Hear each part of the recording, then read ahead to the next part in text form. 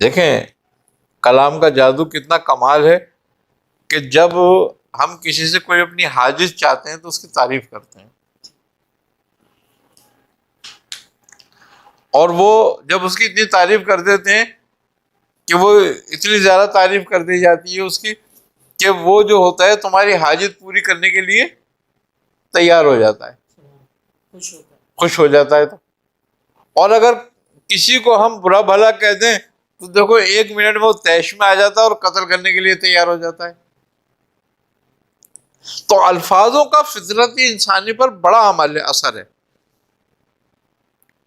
تو اس فطرت کے تحت جنات پہ بھی جادو ہوتا ہے، انسان پہ بھی جادو ہوتا ہے، اور ابلیس بھی کلمات میں بندھا ہوا ہے، اور وہ کلمات اس کو بھی قید کرتے ہیں، اس کو بھی مجبور کرتے ہیں۔ لیکن اب ہم یہ کہیں کہ ہم جادو کے ذریعے ایسا کریں کہ بھئی ابلیس برائیوں سے رک جائے، تو برائی سے تو برائی نہیں رکتی۔ وہ ابلیس رک گیا تو ابلیس ہو گیا، وہ منتقل ہو گیا نا ادھر سے ادھر، تو وہ تو روپ بدلتا ہے نا اپنے پھر۔ تو اللہ تعالیٰ نے اس کو لگایا ہی اسی کام کے لیے ہے۔ تو اللہ نے جو کام جس کی سپرد کر دیا ہے وہ قیامت تک کرتا رہے گا اپنا کام۔ انسان کے سپرد کر دیا کہ وہ اللہ کی عبادت کرے اور اس کو خالق حقیقی مانے، تو وہ کر رہا ہے۔ ابلیس کو حکم دے دیا کہ اس کو ہٹا، اس کو آزما، اس کو روک مجھ سے، وہ روک رہا ہے۔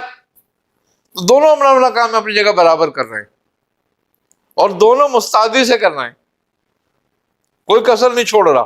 انسان بھی اپنے کام میں کسر نہیں چھوڑ رہا، اور شیطان بھی اپنے کام میں کسر نہیں چھوڑ رہا۔ لیکن ہم یہ کہیں کہ بھئی جادو کے ذریعے شیطان کو روکا جا سکتا ہے، باندھا جا سکتا ہے، بالکل ہو سکتا ہے، لیکن اس کو اس کے فعل سے نہیں روکا جا سکتا، اس کی فطرت سے نہیں ہٹایا جا سکتا۔ نہ انسان کو جادو کر کے اس کی فطرت سے ہٹایا جا سکتا ہے۔ کیوں؟ کہ فطرت تبدیل ہوتی ہے قلب سے، اور مقلب القلوب کون ہے؟ رب کی ذات ہے۔ خوبی کی بات یہ ہے کسی بھی جادو کا اثر تمہارے قلب پر نہیں ہوتا، تمہارے دماغ پر ہوتا ہے، اور حق کا اثر تمہارے دماغ پر نہیں ہوتا، تمہارے قلب پر ہوتا ہے۔ اور اللہ قرآن کریم میں کہتا ہے کہ اگر تم کسی کے دل میں محبت ڈالنے کے لیے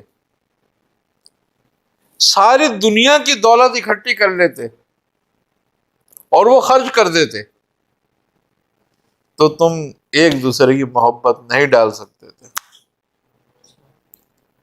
کیونکہ قلب پہ قبضہ ہی رب کا ہے، دماغ پہ قبضہ شیطان کا ہو جاتا ہے، وہ بھی عارضی طور پر۔ ایک ظلمت چھا جاتی ہے، تو جب ظلمت چھاتی ہے تو وہ اجالے کو روک لیتی ہے، بند کر دیتی ہے۔ جو عقل ہے ہماری وہ نور ہے، اس پہ غلبہ پا لیتا ہے یہ وقتی طور کے لیے۔ جیسے کہ بادل سورج کے سامنے آ جائے تو سورج کتنی طاقتور ہے، کتنی آب و تاب سے چمک رہا ہے، مگر اس جگہ پر جس جگہ وہ بادل آ جاتا ہے وہ اندھیرے میں چلی جاتی ہے۔ تو اسی طریقے سے ہماری عقل کا حساب ہے کہ جب یہ شیطانی کلمات کا ظلمت جو ہے ہم پہ ڈالا جاتا ہے اور ہم پہ اس کا اثر ہوتا ہے تو ہماری عقل تھوڑی دیر کے لیے معاف ہو جاتی ہے۔ پھر جب ہم اس کو دور کرنے کی کوشش کرتے ہیں کلمات سے یا علاج معالجے سے، یا وہ خود کوشش کرتا ہے، تو رفتہ رفتہ رفتہ رفتہ وہ ظلمت چھٹ جاتی ہے، کیونکہ ظلمت عارضی ہے۔ قرآن بھی کہہ رہا ہے کہ قل جاء الحق وزهق الباطل ان الباطل کان زہوقا، کہ کہہ دو اے نبی حق آیا اور باطل گم ہوا، اور باطل تھا ہی گم ہو جانے کے لیے۔ تو ظلمت ہے مٹنے کے لیے، مگر چھاتی ضرور ہے، اپنا اثر ضرور دکھاتی ہے۔ جب کسی پہ جادو یا ٹونا یا ایسے کلمات کے ذریعے کیا جائے تو بیسکلی جادو ٹونا جو ہے یا علم روحانیت جو ہے یہ ایک قانون ہے، اور اس قانون کے تحت ہے. اور جب اچھا اب دونوں قانون ایک جیسے ہیں مزے